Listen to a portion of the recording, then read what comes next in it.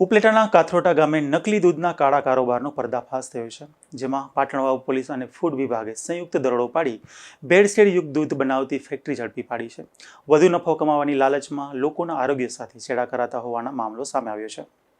ઉપલેટાના કાથરોટા ગામે પાટણવાવ પોલીસ અને ફૂડ વિભાગે સંયુક્ત કાર્યવાહી કરી નકલી દૂધ બનાવવાના કૌભાંડનો પર્દાફાશ કર્યો છે.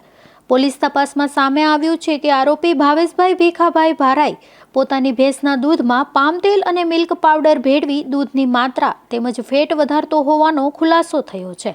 ત્યારે પોલીસે રહેણાંક મકાનમાં દરોડો પાડતા આશરે 800 લીટર શંકાસ્પદ ભેળસેળયુક્ત દૂધ, 200 કિલો મિલ્ક પાવડર તેમજ પામ તેલના 7 ખાલી ડબ્બા મળી આવ્યા હતા. પોલીસે કુલ અંદાજે ₹1,02,000નો શંકાસ્પદ મુદ્દામાલ જપ્ત કર્યો છે. આ દરોડા દરમિયાન ફૂડ ઇન્સ્પેક્ટર દ્વારા દૂધ, મિલ્ક પાવડર અને પામ તેલના સેમ્પલ લેવામાં આવ્યા છે. આ તમામ સેમ્પલને પૃથ્થકરણ માટે વડોદરા મોકલવામાં આવ્યા છે.